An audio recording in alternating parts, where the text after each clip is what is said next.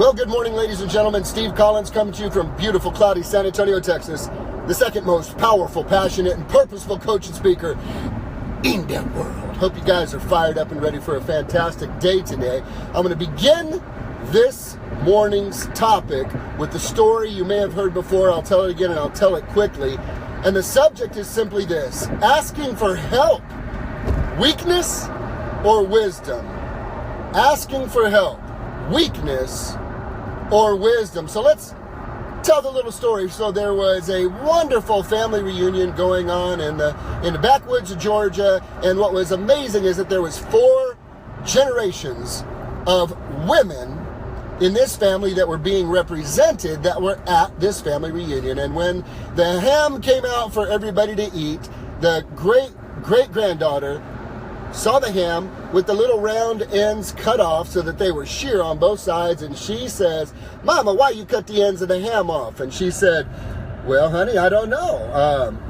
I did that because that's what my mama did." And she's outside. "You want to go talk to Grandma?" She goes, "Yeah." So they both walked outside, and they said, she says, "Mom." And she says, "Grandma." And she goes, "Yeah, sweetie." She goes, "Grandma, why you cut the ends of the ham off whenever you make ham?" And she said, "Well, sweetie, my mama did it that way." She said, "Really? Well, let's go ask great-grandma because she's outside." So great-grandma's outside. She's got her big old drumstick and she's got her a beer. And she is having the time of her life, seeing hundreds of people that originated really with her. And she says to her, "Great-grandma, why do you cut the ends of the ham off? Because we realized that your daughter did it, her daughter did it, and I'm wondering if I should do it too." And she said, "What'd you say?" She goes, "We're trying to figure out why you cut the ends of the ham off when you bake the ham." And she said, "Well, that's easy, honey, because me and your great-granddaddy only had a little bitty pan to cook in and the ham never fit in it." How many of you are doing things because that's the way you've always done it? How many of you are doing things because that's the way that it's always been done? How many of you are doing things because ideas have been passed on to you that you have really never taken the time to question? So there's this programming mainly for men which says you don't ask for help. And many times strong personalities in women that say you don't ask for help. They're the same voices that told little boys, "You don't cry. You're a little boy, you don't cry. Boys don't cry. Boys don't ask for help. We figure it out."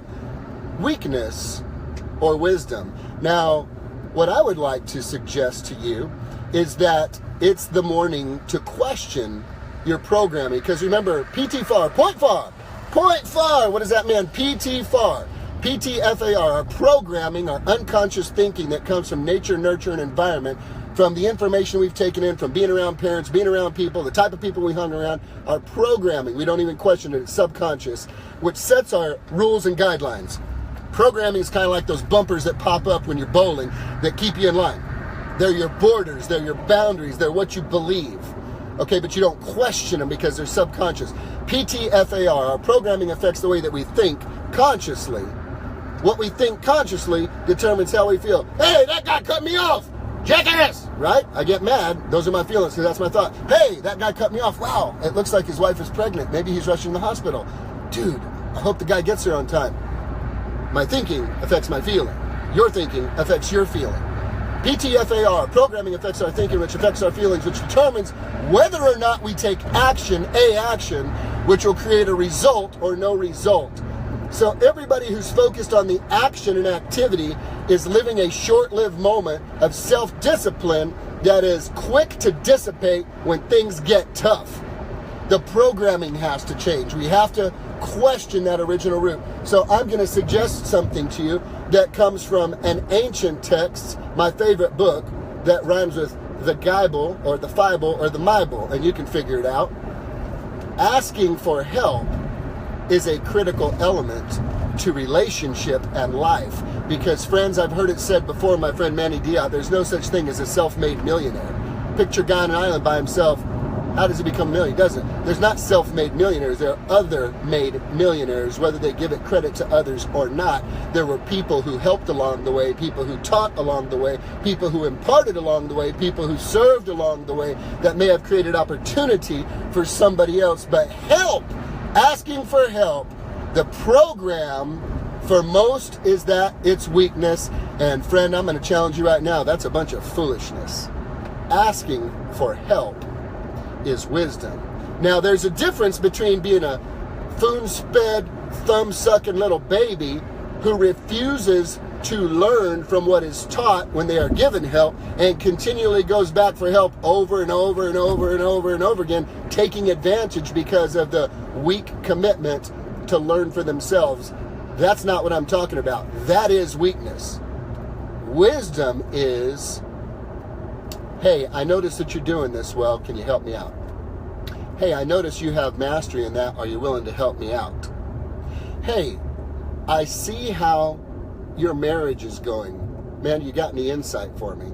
Hey, I love the way that your children grew up as adults. Would you spend a little bit of time with me? Can you talk to me about that? And I'll tell you my favorite one, and I know it's going to irk every guy that listens to this video today. You know what I love doing when I'm going somewhere and I'm lost, and I'm okay saying that? I walk in to the closest place and I say, hey buddy, do you know where 324 Elm is? I can't find it. It's not on my radar. Ooh, I know that freaked a bunch of boys out because of your programming. That ain't weak. Sorry about that, it disconnected. Why am I going to drive around and spend precious minutes of my precious life just so I can have the pride of, I figured it out myself. I figured it out myself. I didn't have to ask anybody for anything, and I wasted 45 minutes, and my wife is now really ticked off at me. No, man. Wisdom. When you understand the value of time, the preciousness of time, saving time is more important and more significant. It's wisdom. Because if there's two ways to get to a place and you want to get there quickly, you can go through the forest and figure it out yourself. Now, there is some elements to learning and to discovering yourself. And yet, success leaves clues, people. People have gone before us. We usually don't have to reinvent the wheel. One of the wisest men to ever live says, there's nothing new under the sun. What has been will be again. What we've seen will show up. What we see and think is new, really not so much. Success leaves clues. How quickly do you want to get to where you're going? And what's more important to you? This pride of, I did it my way, or the wisdom that comes from saying, one of the reasons I see the good Lord created people to help is that when I arrive where I arrive, I'm going to arrive with a spirit of humility that says, if it wasn't for others, I wouldn't be here. And but for the grace of God, there goes me on the street corner with a sign. I've come here because I've trusted others to help me along the way, and now I carry with me a sense to help others. All right? Hope you guys have an awesome day.